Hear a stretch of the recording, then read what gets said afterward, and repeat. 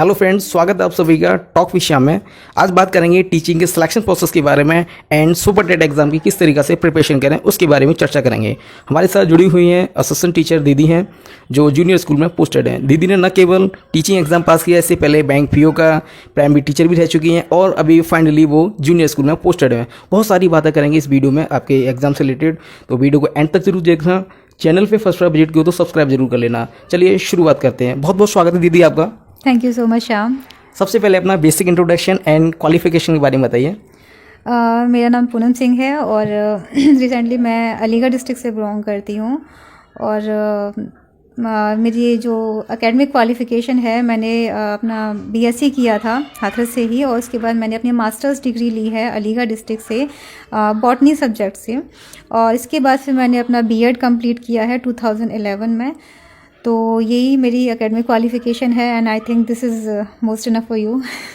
दीदी, आपने पहले से डिसाइड कर रखा था मुझे टीचिंग लाइन में आना है कि सडनली एकदम विचार आ गया आप पे?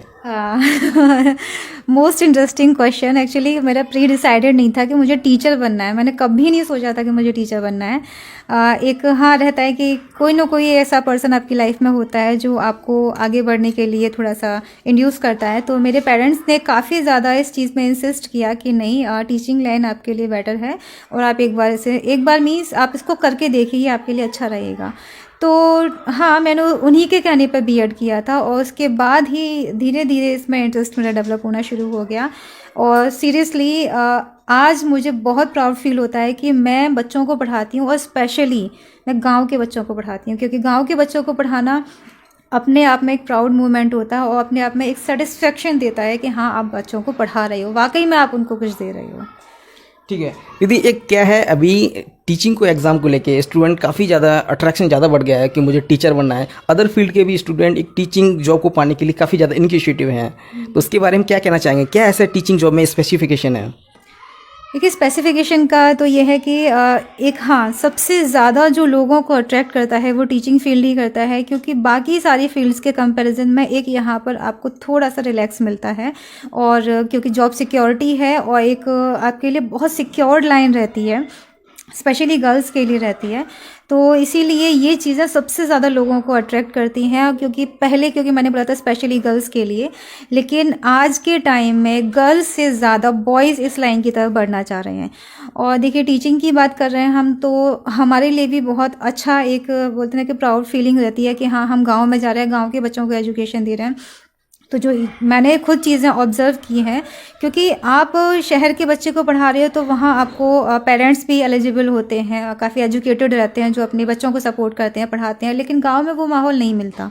तो आपकी खुद की सारी मेहनत होती है, तो ये चीज़ें काफ़ी अट्रैक्ट करती हैं एंड स्पेशली फाइनेंशियली, क्योंकि आज के टाइम में पहले टीचर को वो इम्पोर्टेंस नहीं दी जाती थी और आज टीचर्स को बहुत इम्पोर्टेंस दी जाती है, प्लस उनका पे स्केल। तो पे स्केल नो डाउट ये जो सबसे ज़्यादा अच्छी चीज़ है वो लोगों को काफ़ी अट्रैक्ट कर रही है कि हाँ, सिक्योरिटी के साथ साथ अब फाइनेंशियली भी काफ़ी स्ट्रॉन्ग रहेंगे।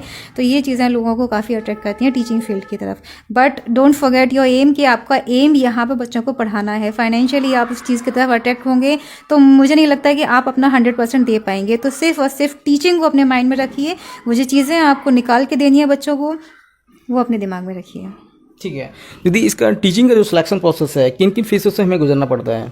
कितने एग्ज़ाम होते हैं? देखिए, अगर आप यूपी टेट एग्ज़ाम देना चाह रहे हैं या आप उसके लिए क्वालिफाई कर रहे हैं, तो आप अगर कोई भी एग्ज़ाम अगर देना चाहते हैं तो सबसे पहली चीज़ तो यही रहती है कि आपको उस एग्ज़ाम के बारे में पता करना पड़ेगा कि उसका क्या क्या क्राइटेरिया है, उसमें कौन कौन से सब्जेक्ट्स आते हैं और क्या उसका सिलेबस रहता है। तो ये सारी चीज़ें जब आपको पता होंगे तभी आप अच्छे से तैयारी कर पाएंगे। तो मैं थोड़ा सा आपको डिटेल में बता देती हूँ।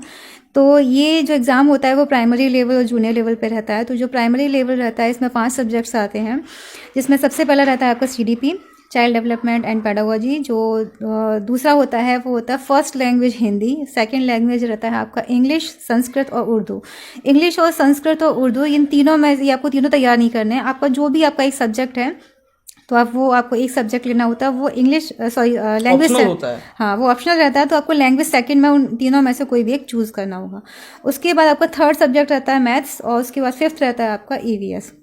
ये जो पांचों सब्जेक्ट्स होते हैं इनमें से 30 क्वेश्चंस पूछे जाते हैं, टोटल 150 क्वेश्चंस रहते हैं और उसके लिए आपको जो है आई थिंक 150 मिनट, 150 मिनट्स का टाइम मिलता है। तो जो अभी काफ़ी अच्छा टाइम मिल रहा है। और इसके अलावा जो पेपर सेकंड रहता है, पेपर सेकंड में भी सेम रहेगा, बट उसमें सब्जेक्ट्स जो है वो 4 सब्जेक्ट्स हो जाएंगे। पहला आपका सीडीपी रहेगा, फर्स्ट लैंग्वेज हिंदी रहेगा, सेकंड लैंग्वेज वही सेम इंग्लिश, संस्कृत या उर्दू में से कोई भी आपको एक चूज़ करना पड़ेगा। और जो फोर्थ रहेगा वो रहेगा जो साइंस स्ट्रीम से जो स्टूडेंट्स हैं उनके लिए मैथ्स और साइंस रहेगा, जिसमें से टोटल 60 क्वेश्चन रहते हैं, 30 मैथ्स 30 साइंस। और जो आर्ट्स के स्टूडेंट्स होते हैं उनके लिए एसएसटी से इन टोटल 60 क्वेश्चंस पूछे जाते हैं। जो इन टोटल क्वेश्चंस रहते हैं टोटल वो होते हैं 150 क्वेश्चंस और सेम टाइम लिमिट रहती है 150 मिनट्स की। तो बस आपको इन सारी चीज़ों की तैयारी करनी होगी, वो एक स्ट्रेटजी अपने माइंड में रखनी होगी कि कितने क्वेश्चंस आते हैं, कितनी टाइम लिमिट में हमें इसको जो है कंप्लीट करना है या फिर इनकी प्रैक्टिस करनी है। तो इस तरीके से आप तैयारी कर सकते हैं। ठीक है दीदी, जिस तरीका से आपने बताया प्री एग्जाम में आपका जो टीटी का प्री एग्जाम जैसे बोल सकते हैं 5 सब्जेक्ट आते हैं और सुपर टेट एग्जाम जिसमें 2-4 सब्जेक्ट ऐड और हो जाते हैं। ठीक है, तो इसमें नेगेटिव मार्किंग शायद नहीं आती है, आती है? इसमें नेगेटिव मार्किंग नहीं होती है। तो गाइस समझ सकते हैं नेगेटिव मार्किंग नहीं है, काफ़ी अच्छा प्लस पॉइंट है एक आपके पे स्केल के अकॉर्डिंग। अदर एग्जाम में दिखेंगे जो छोटी पोस्ट की भी होती हैं उनमें भी नेगेटिव मार्किंग नहीं होती है, शायद उनमें नेगेटिव मार्किंग होती है, जबकि टीचिंग एग्जाम में नेगेटिव मार्किंग नहीं है। ये आपके लिए प्लस पॉइंट है। ठीक है, तो दीदी जो जितने भी सब्जेक्ट आपने बताए इन सब्जेक्ट के लिए हमें कौन सी बुक प्रेफर करना चाहिए एक बिगिनर स्टूडेंट के लिए? देखिए जो बुक्स हैं तो मैं आपको एक चीज़ बताना चाहूँगी कि अगर आप किसी भी एग्ज़ाम की तैयारी कर रहे हैं तो चाहे वो यूपी टेट के लिए हो, सी टेट के लिए हो या फिर किसी अदर एग्ज़ाम के लिए हो, तो आपको कहीं भागना नहीं है आपके पास, क्योंकि आपने एक अच्छी खासी एक क्वालिफिकेशन पहले से ही गेन कर रखी होती है। एटलीस्ट आपके एक ग्रेजुएट तो रहे ही होंगे, उसके बाद ही आप किसी एग्ज़ाम की तैयारी करेंगे। तो क्योंकि ये अगर हम यूपी टेट की तैयारी की बात करें तो यूपी टेट की तैयारी के लिए क्या है कि आपने या तो बीटीसी किया हुआ होगा या फिर आपने बीएड किया हुआ होगा। तो बीटीसी और बीएड इन दोनों में ही हमने जो है सीडीपी पढ़ा हुआ होता है। तो सीडीपी के लिए जो भी आपके पास ऑलरेडी बुक अवेलेबल है तो आप उसको स्टडी कीजिए। अदरवाइज़ आपको कोई भी इधर उधर भाग दौड़ नहीं करनी है। आपको कहीं से भी ये नहीं है कि मुझे एक बुक का कलेक्शन करना है, कि मुझे यहाँ से बुक लेनी है, यहाँ से बुक लेनी है, यहाँ से बुक लेनी है। तो अपना आपको टाइम वेस्ट नहीं करना है। आपके पास जो ऑलरेडी अवेलेबल है आप उसी बुक को 1 से 10 बार पढ़िए, उसी बुक को अच्छे से अच्छी नॉलेज अपने अंदर कीजिए और उसके बाद ही आप उसी बुक से तैयारी करके अपना एग्ज़ाम जो है वो क्वालिफाई कर सकते हैं। अभी क्योंकि आपने पूछा कि कौन सी बुक सही रहती है, तो सीडीपी है, क्योंकि सीडीपी के लिए मुझे नहीं पता कि आपने कौन सी बुक पढ़ी हुई होगी। स्टिल जो अच्छी बुक्स में जो कंसीडर की जाती हैं, एक तो होती है आदित्य पब्लिकेशन की बुक और एक पीडी पाठक। तो ये 2 राइटर्स हैं। एक जो पब्लिकेशन है आदित्य पब्लिकेशन काफ़ी अच्छी पब्लिकेशन है और इनकी बुक से आप सीडीपी पढ़ सकते हैं। और पीडी पाठक जो हमें पढ़ाया जाता है बीएड में, नॉर्मली यही सजेस्ट किया जाता है कि पीडी पाठक की सीडीपी आप पढ़ें। सेकंड है हिंदी। तो हिंदी के लिए देखिए आपको क्या करना है कि लूसेंट एक बहुत जाना माना पब्लिकेशन है और अब से नहीं काफ़ी टाइम से जितने भी स्टूडेंट रहे हैं सब ने लूसेंट से अच्छी तरीके से स्टडी की है। तो लूसेंट ब्रीफ में स्टडी करने के पर्पज़ से और जितने भी एग्ज़ाम्स हैं, चाहे आप कोई भी एग्ज़ाम ले लीजिए, तो ग्रामर जो सबसे अच्छा एक्सप्लेनेशन दे रखा है वो उसी में दे रखा है। तो आपको उसे अच्छे से स्टडी करना है हिंदी के लिए। तो लूसेंट की बुक सबसे अच्छी रहेगी। इंग्लिश के लिए मैं कोई पर्टिकुलर बुक नहीं बताऊंगी, लेकिन वही चीज़ है क्योंकि ये प्राइमरी लेवल और जूनियर लेवल की बात हो रही है। तो प्राइमरी लेवल जूनियर लेवल के लिए आपको जो बेसिक की बुक्स हैं वो 6 to 10 तक की जो भी बुक्स आपके पास हैं ऑलरेडी, आप बस उनको अच्छे से पढ़ लीजिए। बस आपको इन्हीं चीज़ों को ध्यान रखना है कि हमें ये बुक्स अच्छे से पढ़नी है। इसके बाद आता है आपका मैथ्स। तो मैथ्स जो है हमें तैयारी करनी है वो है आर.एस. अग्रवाल। आर.एस. अग्रवाल की बुक ऐसी है कि आप उसको कोई भी कॉम्पिटिटिव एग्जाम उठा कर देख लीजिए, आप वो बुक आपको 100% हेल्पफुल रहेगी आपके लिए। ईवीएस के लिए ज़्यादा कुछ नहीं है, आपको एक घटना चक्र आता है उसमें से आप स्टडी करके प्राइमरी लेवल इजीली क्वालिफाई कर सकते हैं। और बाकी साइंस अगर आपको पढ़ना है तो साइंस के लिए भी सेम रहेगा कि आपको 6 to 10 तक जितना भी आपका बेसिक है वो आपको क्लियर करना। और ये पहले भी बोला जाता है कि अगर आपका बेस क्लियर है तो आप अच्छे से कोई भी एग्ज़ाम कर सकते हो। तो मोस्ट इम्पॉर्टेंट चीज़ है कि आपका बेस क्लियर होना चाहिए। तो गाइस समझ सकते हैं बुक्स के बारे में दीदी ने सभी एक एक बुक के बारे में बताया और मैथ सब्जेक्ट के बारे में बताया जो आपका बेस का जो फाउंडेशन है उसको काफ़ी स्ट्रॉन्ग करना है। ठीक है, तो नेक्स्ट बात करते हैं दीदी, शॉर्ट नोट्स भी होते हैं एग्जाम के लिए, काफ़ी हेल्प रहते हैं। एग्जाम जब नज़दीक आता है तो काफ़ी हेल्प करते हैं रिवीजन के लिए, तो शॉर्ट नोट्स कैसे बनाएं? शॉर्ट नोट्स देखिए, जैसे जैसे जब आप पढ़ाई करने बैठते हैं तो आप जो भी अपना पढ़ाई के लिए टाइम निकाल के रख रहे हैं तो उस टाइम पर जो जो चीज़ें आपको इंपॉर्टेंट लगती हैं तो उसको आप एक लाइन में एट अ टाइम जैसे जैसे आप पढ़ते जा रहे हैं उसी टाइम पर नोट करते जाइए। इन केस अगर आप कोई चीज़ भूल जाते हैं तो जब भी आपको याद आता है तो आप, जैसे हम घर का कोई काम कर रहे हैं, कह रहे ये चीज़ याद आ गई, तुरंत इसको करने के लिए चलेगा, तो सेम चीज़ आपको करने के जैसे ही आपको, आप सपोज कर लीजिए आप खेल रहे हैं, टीवी देख रहे हैं, खाना खा रहे हैं, क्योंकि ये चीज़ें मैंने खुद की हैं। इवन अगर मैं खाना भी खा रही हूँ, अगर मैं नहाने भी गई हूँ, नहाते टाइम भी मुझे याद आ गया तो मुझे बस ये रहता है कि मुझे उठ के ये सबसे पहले ये वाला काम करना है। तो वही चीज़ आपको पढ़ाई में करनी है, क्योंकि ये जो एक एनर्जी लेवल आपका रहेगा, एक क्यूरियोसिटी आपके लिए रहेगी, कि ज़ील रहेगा कि हाँ मुझे ये काम करना है कैसे भी।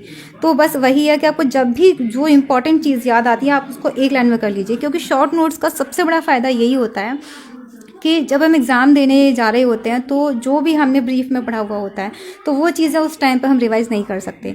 और अगर आपको कोई भी एग्ज़ाम अच्छे से देना है तो आप 5-6 दिन पहले ही अपनी पढ़ाई बिल्कुल बंद कर दीजिए और 5-6 दिन पहले एकदम कूल रहिए, एकदम रिलैक्स रहिए, और जो शॉर्ट नोट्स हैं वो उस टाइम पर आपके लिए हेल्पफुल रहेंगे। तो ये शॉर्ट नोट्स उस टाइम पर आप धीरे धीरे पढ़ते रहिए, अपने जो भी आपके काम है या फिर जो भी आपकी एक्टिविटी है, जो भी आपका शेड्यूल बना हुआ है, तो आप वो करते रहिए और बस सिर्फ और सिर्फ इन्हीं शॉर्ट नोट्स पे ध्यान दीजिए। तो इससे क्या रहेगा कि आप रिलैक्स भी रहेंगे, आपकी तैयारी भी होती रहेगी, आपके ऊपर कोई प्रेशर नहीं रहेगा और आप ईजिली, आई थिंक, होपफुली बहुत अच्छे से एग्ज़ाम क्रैक कर सकते हैं। तो गाइस समझ सकते हैं शॉर्ट नोट्स कितना हेल्पफुल होता है एग्जाम में नज़दीक आके, आपकी प्रिपरेशन को काफ़ी ज़्यादा फैसिलिटेट कर देता है। यदि नेक्स्ट चीज़ है प्रीवियस पेपर एक एग्जाम का एक स्ट्रक्चर एंड एग्जाम का लेवल से पता चल जाता है प्रीवियस पेपर से। प्रीवियस पेपर हमें कितने साल तक का लगा लेना चाहिए? देखिए, प्रीवियस पेपर जो आपने पूछा कितने साल तक का लगा लेना चाहिए, तो लगा लेना चाहिए तो वो तो चीज़ ठीक है, बट ये है कि हाँ, सबसे पहले मैं बताना चाहूँगी सबसे अच्छी चीज़ यही है कि आप अगर कोई भी एग्ज़ाम की तैयारी कर रहे हो तो प्रीवियस ईयर के जो पेपर्स होते हैं उनको ज़रूर सॉल्व करके देखिए, क्योंकि काफ़ी बच्चे ऐसे भी होते हैं कि जो बिल्कुल भी पढ़ाई नहीं करते या फिर बहुत कम पढ़ाई करते हैं, लेकिन सिर्फ previous year question paper solve करके वो एग्ज़ाम क्वालिफाई कर जाते हैं और वो जॉब अचीव कर लेते हैं। तो देखिए, खैर ये ऐसा नहीं बोलेंगे, वो एक डेस्टिनी वाली बात होती है कि उनके साथ वो गुड लक रहा होगा इसी वजह से, लेकिन अगर आप पढ़ाई कर रहे हैं, पढ़ाई के साथ साथ अगर आप previous year question paper solve करते हैं तो वो बहुत ज़्यादा बेनिफिशियल रहेगा। प्लस आप एक OMR शीट लेके उसको साथ साथ जो है सर्कल करके प्रैक्टिस कर सकते हैं। तो आप एक टाइम लिमिट सेट कीजिए कि मुझे इतने टाइम में इतने सारे क्वेश्चन ये वाला पेपर सॉल्व करना है, और कम से कम नहीं तो 4 से 5 साल तक का, जैसे कि अभी अगर 2022 चल रहा है तो 2017-18 इस तरीके से जो है आप अपना 4-5 साल का कवर करके चलिए। और कभी कभी तो ऐसा हो भी जाता है कि पूरा as it is question paper भी लाके रख दिया जाता है। तो it all depend on your luck कि आपके साथ क्या होता है। तो अगर ऐसा हो जाता है तो आप खुद सोच के देख लीजिए कि केवल प्रीवियस क्वेश्चन पेपर अगर आपने सॉल्व किए हुए हैं तो आप एग्ज़ाम क्वालिफाई कर लेंगे। बट ये सबसे इम्पॉर्टेंट पार्ट है, सबसे ज़्यादा इम्पॉर्टेंट पार्ट है। तो आप इस चीज़ को अपने स्केड्यूल में, अपने टाइम टेबल में ज़रूर ऐड कीजिए कि आपको previous year question paper solve करने ही करने हैं, और जितना ज़्यादा सॉल्व करेंगे उतना ज़्यादा आपका एग्ज़ाम क्वालिफाई करने के चांसेस बढ़ जाएंगे। तो गाइस प्रीवियस पेपर बहुत हेल्प करते हैं और डेली एक प्रीवियस पेपर लगा सकते हैं अपने टाइमर के लगाकर, तो प्रीवियस पेपर बहुत हेल्प करते हैं। आप भी लगाना जरूर, क्योंकि कभी कभी पेपर रिपीट भी हो जाता है, और रिपीट मत भी हो लेकिन कह सकते हैं 50 या 60% तक आपका most of the time cover हो ही जाता है प्रीवियस पेपर से। ठीक है दीदी, एक अपने इन अभी जो अपने बहुत सारी बैंकिंग का आपने एग्जाम निकाला, जैसे मुझे सामान बातें हो रही तब आपने बताया, फिर प्राइमरी आपने ज्वाइन किया, प्राइमरी स्कूल, देन आपने जूनियर स्कूल ज्वाइन किया, तो इतने पूरे संघर्ष में आपने कोई कोचिंग ज्वाइन किया या सेल्फ स्टडी की थी? एक्चुअली सेल्फ स्टडी की तो मैं नहीं बोलूँगी, हाँ मैंने कोचिंग ज्वाइन किया था, लेकिन उस टाइम पर मेरा इंटेंशन ये नहीं था कि मुझे टेट क्वालिफाई करना है। वो सिर्फ और सिर्फ एक एलिजिबिलिटी टेस्ट की पर्पज़ से जो है उस टाइम पर ये टेस्ट हुआ था। और 2011 में मैंने जब बीएड किया था तो फर्स्ट टाइम ही ये टेस्ट हुआ था उस टाइम पर। तो जो मैंने अभी शाम ने क्वेश्चन पूछा था कि प्रीवियस ईयर क्वेश्चन पेपर, तो आप इसी से पता लगा लीजिए कि मैंने इतनी प्रैक्टिस की थी OMR शीट से कि उस टाइम पर जो एग्ज़ाम होता था वो होता था 1.5 घंटे का सिर्फ, तो 90 मिनट्स का। दैट मीन्स 90 मिनट में आप सोच के देखिए कि आप क्वेश्चन पेपर को पढ़ोगे और जो आपका आंसर शीट होती है उसमें जो एंट्री आपको फिल करनी होती है कुछ टाइम तो उसी में ही निकल जाता है। मैंने इतनी प्रैक्टिस की थी कि मेरा जो पेपर था वो 20 मिनट पहले ही ख़त्म हो गया। तो ये कैसे हुआ कि मैंने प्रैक्टिस इतनी ज़्यादा की। तो यही चीज़ें कि अगर आप प्रैक्टिस करेंगे तो ये चीज़ें आपको बहुत ज़्यादा अफेक्टेड करती हैं। तो आप जैसे पूछ रहे हो कि नॉर्मली कि हमें क्या तैयारी करनी है, कैसे तैयारी करनी है, तो सॉरी ये थोड़ा सा डिस्ट्रैक्ट हो रही है। मतलब जो आपने अभी क्वेश्चन पूछा था वो किससे रिगार्डिंग था?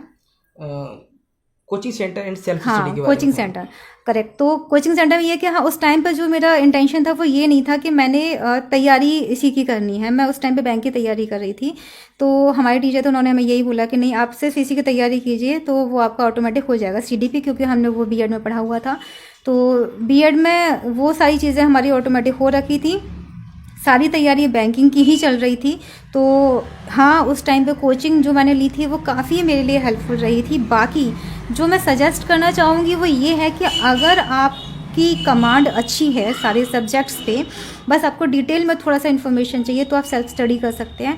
अदरवाइज़ आपको एक गाइडेंस की ज़रूरत है या फिर आपको कुछ ट्रिक्स की ज़रूरत है जो ऑब्वियसली बहुत ज़्यादा हेल्पफुल होते हैं एग्जाम्स में, क्योंकि ट्रिक्स से ही हम बहुत जल्दी कोई भी क्वेश्चन सॉल्व कर पाते हैं।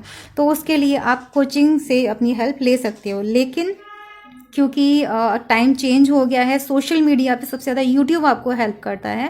तो आजकल ऑनलाइन भी आपको काफ़ी क्लासेस होती हैं जिन्हें आप ज्वाइन कर सकते हैं, या फिर कुछ PDF फाइल्स आपको अवेलेबल हो जाती हैं तो आप उनसे हेल्प ले सकते हैं। तो not compulsory, it only depend on your wish कि आप कोचिंग लेना चाहते हैं या नहीं लेना चाहते हैं। बस क्योंकि हाँ कहीं ना कहीं वो जो हमारे वो हमेशा से रहा है कि एक बिना टीचर के काम नहीं चलता। तो यूट्यूब या फिर एक ये फ़ोन है वो एक गाइडेंस तो दे सकता है, लेकिन जो चीज़ हमें टीचर से मिल सकती है वो नहीं दे सकता। तो आप अगर हो सके आपके लिए पॉसिबल है तो आप कोचिंग लीजिए, अदरवाइज़ ये सारी चीज़ें ही आपको हेल्प करेंगी। दीदी आपने जो बैंक एग्ज़ाम निकाला था कौन सी साल में निकाला था? ये 2011 या 12 की ही बात है, क्योंकि 11 में मैंने बीएड किया था और उसके बाद ही मैंने ये कोचिंग ली थी। तो 11 में मतलब बीएड भी मैं कर रही थी और जो मुझे टाइम मिलता था तो मैंने कोचिंग भी किया था, तो उसी टाइम में मैंने क्वालिफाई कर लिया था।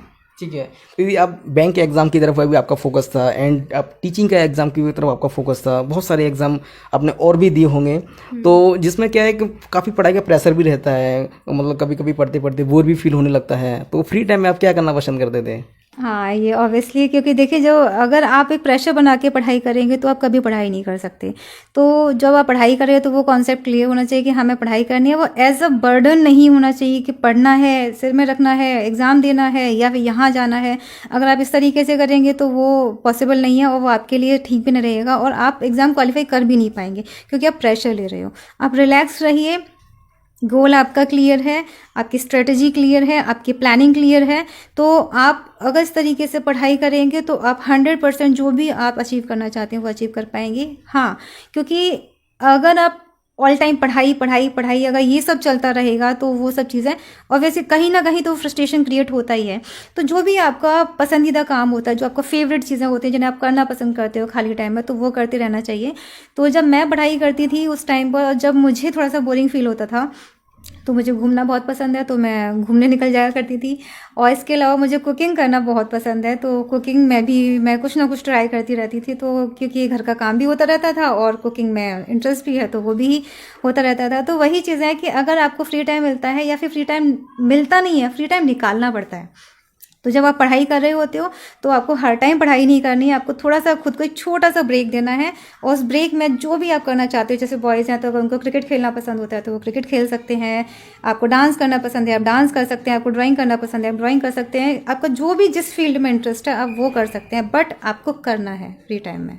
जैसे दीदी आपने बताया कि फ्री टाइम में कुकिंग भी करना पसंद करते थे, क्या आपने गैस्ट्रोनॉमी भी किया था क्या? नहीं नहीं नहीं, ऐसा कुछ नहीं किया। बस यही है ना कि देखो इंटरेस्ट वाली बात है कि मुझे इंटरेस्ट था और थोड़ा सा एक्सपेरिमेंट करते रहना चाहिए और एक्सपेरिमेंट करते करते फिर सीख भी जाते हैं।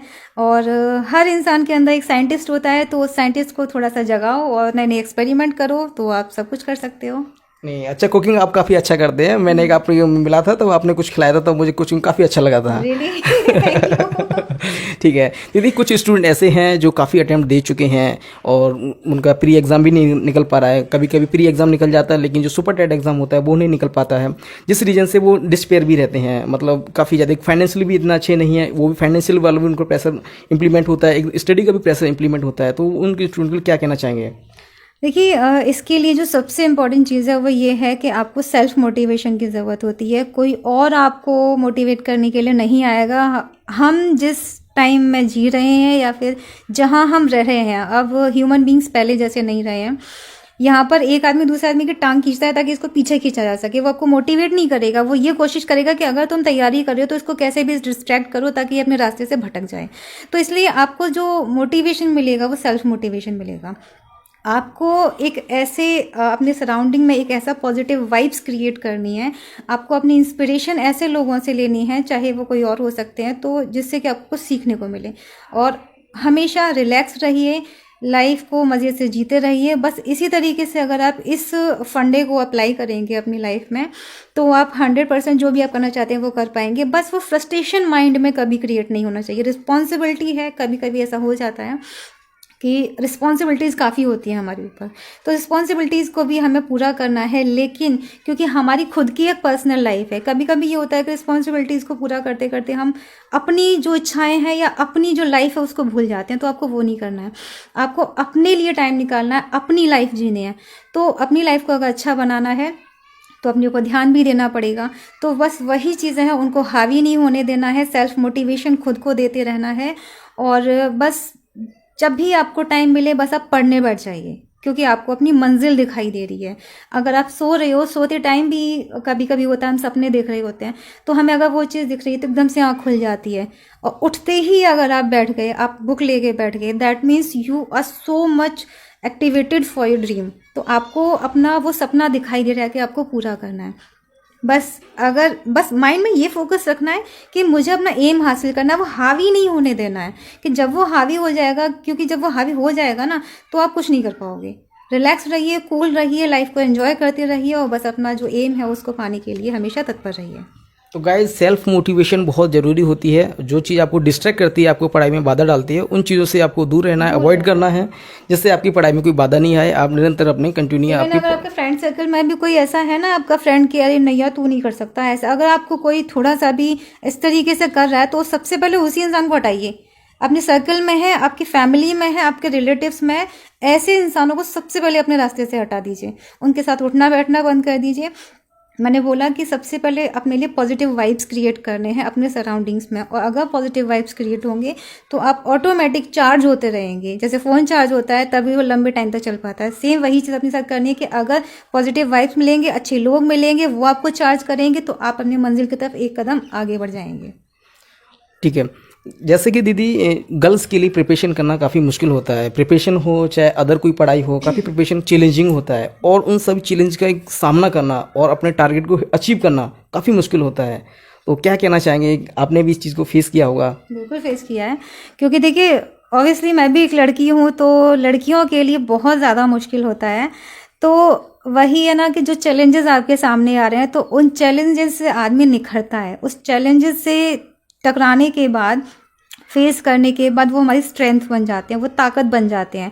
अगर कोई चीज़ है जो आपको बार बार हिट कर रही है, वो आपको बार बार परेशान कर रही है, तो उससे रोना आता है। लेकिन कब तक आप रोओगे? उस रोने करने के बाद लास्ट एक मोमेंट आता है कि फेस तो करना ही है ना, अब इसी को ही ख़त्म करना है। सबसे पहले वो चीज़ आपके अंदर होनी चाहिए, क्योंकि सोसाइटी आपके अगेंस्ट होती है। वो चीज़ मैंने भी फेस की थी और मेरे साथ भी हुआ था कि लड़की है, लड़की की शादी जल्दी कर देनी चाहिए, ये सारी चीज़ें रहती हैं। तो बट वो चीज़ें अपने ऊपर हावी नहीं होने देनी है। तो बस यही है कि आप खुद पे ट्रस्ट रखिए, और अगर आप खुद पे ट्रस्ट रखेंगे तो आप सब कुछ कर सकते हैं। ठीक है दीदी, दूसरा एक और चीज़ है, गर्ल्स की पढ़ाई पे बहुत कम भी ध्यान दिया जाता है। एक अर्बन एरिया की बात करते हैं तो वहाँ ठीक है, लेकिन रूरल क्षेत्र में देखेंगे तो वहाँ इतना नहीं ध्यान दिया जाता है। उनका पढ़ाई करने का उद्देश्य इतना ही होता है, कोई ये नहीं कह सके लड़की एक अशिक्षित है ना, थोड़ा बहुत पढ़ाई करा देते हैं। और उसका रीजन भी बहुत सारे रीजन है, डाउरी सिस्टम है, इस आपका फाइनेंशियल कंडीशन है, अच्छा परिवेश ना मिलना, ये भी कोई रीजन है। तो क्या कहना चाहेंगे? और इन सब चीज़ों का सामना भी करना पड़ता है हम लोगों को, क्या कहना चाहेंगे? देखिए, इसमें तो बस मैं सिर्फ इतना ही कहना चाहूँगी, क्योंकि देखिए टाइम चेंज हुआ है, काफ़ी चेंज हुआ है कि अगर हम अभी का अगर कंपैरिजन करते हैं पहले टाइम से, तो पहले का टाइम बहुत ज़्यादा मुश्किल था लड़कियों के लिए सर्वाइव कर पाना, या फिर उनके लिए सोसाइटी में आगे या बाहर निकल पाना। और मुझे लगता है कि आज अगर हम जो भी एग्जिस्ट करते हैं या फिर जो इंडिपेंडेंसी हमें मिली हुई है, वो बाबा साहिब की वजह से मिली हुई है। सबसे ज़्यादा जो फीमेल्स के लिए जो एक इंस्पिरेशनल या फिर उनको इनकरेज करने के लिए या फिर विमेन एम्पावरमेंट की बात की जाए, तो उनको जो आगे बढ़ाने में सपोर्ट किया है वो बाबा साहिब ने किया है। तो थैंकफुल फॉर हिम कि उन्होंने ये सब कुछ किया।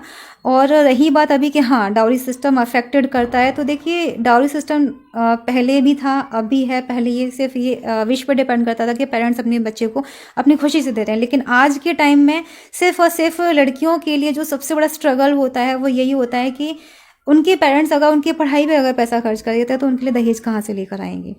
लेकिन हमें ये स्टीरियोटाइप्स तोड़ने हैं, बहुत मुश्किल है, बहुत ज़्यादा मुश्किल है, आसान बिल्कुल भी नहीं है। तो ये हो तभी पाएगा जब हम अपनी तरफ से कदम उठाएंगे। अगर कोई एक लड़की आगे बढ़ेगी तो दूसरा उसका सहारा बनेगी, और उसे देख के और लड़कियां जो है वो आगे बढ़ने की कोशिश करेंगी। तो बस वही चीज़ें हमें करनी है कि डाउरी सिस्टम, क्योंकि बहुत ज़्यादा ही कीड़ा नहीं वायरस, हाँ वायरस बोलेंगे, तो वायरस है इस टाइम पे, इसको ख़त्म करना बहुत ज़्यादा मुश्किल है। लड़कों को अगर पेरेंट्स पढ़ा रहे हैं और अगर उन्होंने गवर्नमेंट जॉब अचीव कर लिया है तो भाई क्या, अरे भाई लड़के ने गवर्नमेंट जॉब ले लिया है, हाँ तो भाई साहब शादी का नाम आता है तो भाई 30 लाख 40 लाख 45 लाख 50 लाख, भाई साहब सब्जियां बिक रही हैं यहाँ पे, तो ये हाल हो रहे हैं।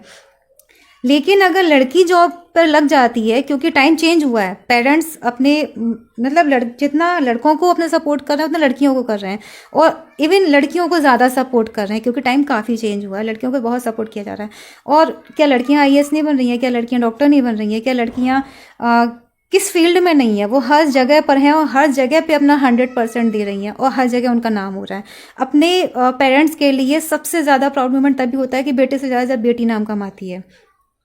ये पहले नहीं होता था, लेकिन जब बेटियां नाम ऊंचा करती हैं ना, तो बेटियां एक घर का नहीं 2 घरों का नाम ऊंचा करती हैं। तो इसीलिए बेटियां सबसे ज़्यादा, क्योंकि बेटियां एक जगह काम नहीं कर रही हैं, वो घर पर भी देख रही हैं, वो बच्चों को भी देख रही हैं, वो पूरी फैमिली देख रही है, वो सोसाइटी भी देख रही हैं। और सोचो खुद को, जब एक औरत इतना सब कुछ कर सकती है तो क्या वो लड़के से ज़्यादा बेटर नहीं हुई। लेकिन ये जो एक मेंटालिटी बनी हुई है लोगों की, हमें वो सोच बदलनी है। और वो जब सोच बदल जाएगी तो ऑब्वियसली बात है बहुत सारी चीज़ें चेंज हो जाएंगी। तो सबसे पहले ये जो वायरस है ना, यही ख़त्म करना पड़ेगा। और मुझे लगता है कि लड़कियों को अपनी आवाज़ उठानी चाहिए, और आज वो टाइम आ भी गया है कि लड़कियों को पूछा जाता है, उन्हें बोलने का मौका दिया जाता है। और अगर कोई बोलने का मौका ना भी देना तो भी बोलो, मेरा तो यही मानना है, क्योंकि मैं ये करती आई हूँ। अगर कोई आपको दबाने की कोशिश करे, आपको बिल्कुल नहीं दबना है, आपको अपनी आवाज़ उठानी है। क्योंकि अगर आप एक बार चुप हो गए तो आपको हमेशा दबाया जाएगा, और अगर आपने एक बार बोलना शुरू कर दिया तो सामने दोबारा वो इंसान आप हिम्मत नहीं करेगा कि वो आपके सामने बोल जाए, क्योंकि उसे पता है कि उसको करारा जवाब मिलने वाला है।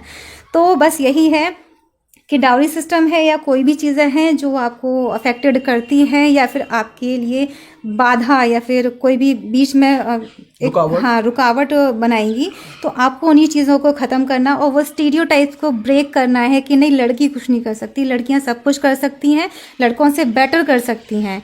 और इसे कंपटीशन नहीं करना, आपको बस एक इंस्पिरेशन बनना। आप एक बार अगर एक लड़की सामने आ गई तो वो बाकी सारी लड़कियों को लाके खड़ा कर सकती है। तो बस अगर ये चीज़ें हो गई ना कि पेरेंट्स जो हैं वो जिस दिन प्राउड फील करना शुरू कर देंगे, उनकी मेहनत सक्सेसफुल हो जाएगी कि मैंने अपने बच्चे पे, अपनी बच्ची पे इतना पैसा खर्च किया और मेरी बेटी सक्सेसफुल है, तो और पेरेंट्स भी करेंगे। उस दिन लड़कियां बोझ नहीं बनेंगी, उस दिन पेरेंट्स और खुशी से पढ़ाएंगे और सब कुछ करेंगे उनके लिए। तो गर्ल्स के लिए काफ़ी अच्छा मैसेज दिया दीदी ने। जहाँ जहाँ गर्ल्स के लिए फ्रीडम दी गई है वहाँ वहाँ उन्होंने अपना परचम लहराया है। और बात रही कैपेबिलिटी की, गर्ल्स के अंदर वो कैपेबिलिटी होती है जो बॉयज़ के से ज़्यादा ही होती है, बशर्ते उनको फ्रीडम मिलने की ज़रूरत होती है। जहाँ जहाँ उन्होंने फ्रीडम दी है, जिन पेरेंट्स ने अपनी डॉटर्स को फ्रीडम दी है, वहाँ उन्होंने अपना परचम लहराया है। मैं तो ये कहना चाहूँगी कि अगर आपको कहीं फ्रीडम नहीं भी मिल रही है, अगर कहीं आपको रास्ता नहीं मिल रहा है तो रास्ता खुद बनाओ, क्योंकि रास्ता दिया नहीं जाता, रास्ता बनाया जाता है। और अगर सोसाइटी में या फैमिली में लोग आपके अगेंस्ट खड़े हैं ना, आपको मना करें कि ये काम नहीं करना, तो आप उस काम को करके दिखाओ एनी हाउ। तब जिस दिन जो लोग आपके अगेंस्ट खड़े हैं ना, वो आपके अगर पैरों में ना आके गिरे, पैरों में छोड़िए, अगर आपको सामने आके ये ना कहें कि हाँ बेटा हमारी गलती थी, तो उस दिन आपको प्राउड फील होगा, बहुत ज़्यादा फील होगा। तो आपको जो आपके लिए बाधा बन रहा है उससे आपको लड़ना है और आगे बढ़ना है, बस ये करना है। तो गर्ल्स के लिए स्पेशल मैसेज दिया है दीदी ने, अपने को आकलन कम नहीं करना है किसी से, वो उनके अंदर वो क्षमता होती है जो कोई नहीं कर सकता है, ठीक है। तो दीदी आपका इतना लंबा काफ़ी संघर्ष रहा है और किसको क्रेडिट देना चाहेंगे? ऑब्वियसली मेरे पेरेंट्स, और हर बच्चे के लिए होता है कि उनके पेरेंट्स उनको काफ़ी सपोर्ट करते हैं। तो हाँ, मेरे मम्मी पापा ने बहुत सपोर्ट किया है और पूरा विश्वास दिखाया है, क्योंकि हम 3 भाई बहन हैं, बड़े भाई हैं मेरे, फिर मैं, उसके बाद मेरी छोटी बहन। और सबसे ज़्यादा प्यार घर में मुझे ही मिला है। मेरे भाई बड़े हैं, बेशक वो एक घर के बेटे हैं, लेकिन जो घर के बेटे का दर्जा दिया जाता है वो मुझे दिया जाता है। मेरे पापा जी जो कभी भी बाहर जाते हैं तो वो ये नहीं कहते कि मेरी बेटी है, वो बाहर जब भी अगर किसी को इंट्रोड्यूस कराते हैं बोलते हैं ये मेरा दूसरा बेटा है। तो उस टाइम उनके लिए तो छोड़ो, मेरे लिए कितना प्राउड फीलिंग होती है, प्राउड मोमेंट होता है। कई बार तो मेरी आंखों में आंसू भी आ गए जब उन्होंने मुझे इस तरीके से इंट्रोड्यूस कराया। तो एक बच्चे के लिए भी प्राउड मोमेंट होता है। तो ऑब्वियसली मेरे पेरेंट्स जो हैं वो मेरी इंस्पिरेशन रहे हैं, काफ़ी मोटिवेट किया है। सेकंड, मेरे भाई ने भी मुझे काफ़ी मोटिवेट किया और काफ़ी सपोर्टिव रहे हैं वो मेरे लिए। जैसे नॉर्मली रहता है कि भाई बहन का रिश्ता ही अलग होता है कि हाँ लड़ते हैं, झगड़ते हैं, सब कुछ करते हैं। हाँ, ये कभी नहीं हुआ कि हम लोगों में झगड़ा हुआ हो। अगर कभी हुआ तो बहुत खतरनाक वाला हुआ है, और वो होता ही है, हर भाई बहन में होता है। लेकिन वो काफ़ी सपोर्टिव रहे हैं, कभी उन्होंने ये नहीं सोचा कि हाँ ये लड़की है तो इसकी शादी जल्दी कर देनी चाहिए। तो मेरे घर में भी मेरी शादी की बातें बहुत जल्दी, बहुत कम एज में शुरू हो गई थी, लेकिन मेरे भाई ने मुझे सपोर्ट किया। उन्होंने बोला कि नहीं, इसको हमें पढ़ाना है और ये कुछ ना कुछ करके दिखाएगी। तो सेकंड नंबर पे मेरे भाई आते हैं। एंड थर्ड, क्योंकि कई बार ऐसा होता है कि फैमिली के अलावा भी काफ़ी लोग आपको सपोर्ट करते हैं। तो हाँ, मेरा एक फ्रेंड है जिसने मुझे काफ़ी सपोर्ट किया। वो हर टाइम मुझे मोटिवेट करता रहता था कि नहीं तू कर सकती है, तुझसे ये हो पाएगा। और तू इनकेस अगर कभी थोड़ा सा भी नेगेटिविटी माइंड में आई तो उसने मुझे काफ़ी सपोर्ट किया। तो ये 2-3 लोग हैं जो मेरी लाइफ में वाकई में बहुत ज़्यादा इम्पॉर्टेंट हैं और बहुत ज़्यादा जिन्होंने मेरी लाइफ में मुझे बनाने के लिए, आज मैं जो भी कुछ हूँ इन लोगों की वजह से ही हूँ। So thank you for all them. तो गाइस समझ सकते हैं, चुनौतियां तो सभी के जीवन में आती हैं। संघर्ष जीवन है, पूरा संघर्ष से भरा पड़ा है, लेकिन उन चुनौतियों को सामना करके अपने टारगेट को अचीव करना, हिट करना काफ़ी अच्छा लगता है। जब आप हिट करेंगे, जब जिस दिन आपका सिलेक्शन होगा, वो बहुत सारी चुनौतियां, आपका चाहे फाइनेंशियल कंडीशन की चुनौतियां हो, चाहे आपका स्टडी प्रेशर हो, चाहे आपका सोशल प्रेशर हो, इन सब चुनौतियों का सामना करके जिस दिन आप सिलेक्शन पाएंगे तो उस दिन का अच्छा ही लगेगा आपको, ठीक है। चुनौतियां तो सभी को करने की ज़रूरत होती है, ठीक है दीदी। तो और क्या कहना चाहेंगे दर्शकों को, कुछ मोटिवेशन देना चाहेंगे? मोटिवेशन तो ये देखिए यही है कि बस आप लाइफ को, सबसे पहली चीज़ है कि आपको लाइफ को अच्छे से एंजॉय करना है, क्योंकि हमें नहीं पता कि हम यहाँ कब तक हैं। हमने आज का दिन, हम लोग कल का सोचते हैं कि हम कल क्या करेंगे। कल का सोचो ही मत, ये सोचो कि हमारे पास आज का टाइम है, और आज का टाइम में हमें अपना 100% देना। हम जितना जी सकते हैं, जितना मस्ती कर सकते हैं, जितना पढ़ सकते हैं, वो हमें आज ही करना है। और एक बोला जाता है कि ज़िंदगी ज़्यादातर मज़े लेती है, तो ज़िंदगी को मज़े मत लेने दो, तुम ज़िंदगी के मज़े लो। तो ये फंडा अगर आप अपनी लाइफ में अप्लाई करेंगे तो हमेशा खुश रहेंगे। और कभी भी जो दूसरे लोग जो आपको टेंशन देते रहते हैं, वो यहाँ से सुनना है, यहाँ से निकालना है, कभी वो यहाँ पर हावी नहीं होने देना है। क्योंकि दिमाग में जिस दिन हावी हो जाएगा, आप लोगों की सोचने लग जाएंगे कि उसने मुझसे ये कहा, उसने मुझसे ऐसा कहा, या फिर ये अगर मैंने ऐसा किया तो लोग क्या सोचेंगे। लोगों के बारे में सोचना ही नहीं है, क्योंकि अगर ये भी आप सोचेंगे कि लोग आपके बारे में क्या सोचें तो फिर वो क्या करेंगे। आपको सिर्फ अपना काम करना, आपको अपनी चीज़ों पे फोकस करना है, ज़िंदगी के मज़े लेने हैं, full of life fully enjoy करना है, बिल्कुल फन लविंग लाइफ बनानी है। बस खुश रहो, क्योंकि अगर आपके चेहरे पर वो जो प्यारी सी स्माइल है वो हमेशा बनी रहेगी, तो आपकी स्माइल से किसी दूसरे के चेहरे पे स्माइल आ जाएगी। अगर आप किसी से स्माइल करके मिलते हो ना, तो अगर कोई इंसान परेशान भी होगा तो वो खुद खुश हो जाता है कि अरे यार ये स्माइल कर रहा है तो मुझे भी स्माइल देनी पड़ेगी। अगर वो रो भी रहा होगा तो भी वो स्माइल करेगा। तो सोचिए कि आपके एक प्यारे से चेहरे से, प्यारी सी स्माइल से दूसरे को खुशी मिल सकती है, तो आप खुद कितने खुश रहोगे। तो खुद खुश रहिए, दूसरों को खुश रखिए, बस यही फंडा आपको अप्लाई करना है अपनी लाइफ में। तो गाइस समझ सकते हैं, हमेशा हैप्पी रहना है, ठीक है। चैलेंजेस तो आपके आते ही आते रहेंगे, लेकिन देर मत करना है। आपको उठो और जागो, अपने लक्ष्य के पीछे पड़ जाओ, और जब तक पीछे पड़ जाओ जब तक आप अपने लक्ष्य की प्राप्ति न कर लो, ठीक है। तो इस तरीक़े से अपनी मोटिवेशन होता है, और सेल्फ मोटिवेट सबसे ज़्यादा होना ज़रूरी होता है। और दीदी ने सारी चीज़ के एक करके डिस्कस किया है, और आई होप आपको सारी चीज़ क्लियर हुई होंगी। जिस तरीक़ा से प्रीवियस पेपर के बारे में बताया, शॉर्ट नोट्स है, वो सभी बुक्स के बारे में बताया, वो सब फॉलो कर सकते हैं। और दीदी काफ़ी एक्सपीरियंस है, बैंकिंग एग्ज़ाम भी निकाल चुकी हैं दीदी, बैंक पीओ का, एसएससी एग्ज़ाम भी दिया है, सीजीएल का मींस एग्ज़ाम दिया था, लेकिन कुछ नंबर से शायद रह गई थी दीदी। और फिर उनको प्राइमरी स्कूल ज्वाइन किया, जिसमें कुछ महीने काम भी किया है, फिर उन्होंने फाइनली जूनियर स्कूल में भी पोस्टेड है। बहुत अच्छा लगा दीदी आपसे बात करके। एंड मैं आशा करूँगा नेक्स्ट टाइम मैं जब भी आपसे वार्तालाप हो, आप असिस्टेंट प्रोफेसर हो। डेफिनेटली 100% श्योर मैं तभी आऊँगी। ठीक है गाइस, मिलेंगे फिर जल्दी कोई नेक्स्ट वीडियो में। जितने भी अपकमिंग एग्जाम आने वाले हैं, चाहे आपका यूपी पुलिस का भी आ रहा है, एसएससी का भी आ रहा है एंड लेखपाल का भी आ रहा है, जितने भी अपकमिंग एग्जाम आएंगे मैं सभी की एक एक करके वीडियो लेके आऊँगा। इवन पोस्ट ऑफिस का भी आ रहा है, उसका भी जल्द से जल्द वीडियो लेके आऊँगा। तो आई होप आपको सारी चीज़ क्लियर हुई होंगी। कोई भी डाउट रह गया हो भाई कमेंट सेक्शन में लिख के देना। जब भी कोई टीचिंग से रिलेटेड आपका कोई क्वेश्चन हो तो नेक्स्ट वीडियो जब भी बनाऊंगा तो मैं आपका क्वेश्चन जरूर कवर करूंगा। And in the last I wish you all the good luck for your channel. Thank you. And जो सुपर टेट का जो सिलेबस है मैंने अपना टेलीग्राम चैनल लिंक दे रखा है डिस्क्रिप्शन में, वहाँ जाके आप डाउनलोड भी कर सकते हैं। चलिए फिर मिलेंगे जल्दी ही कोई नेक्स्ट वीडियो में, तब तक के लिए बहुत बहुत धन्यवाद।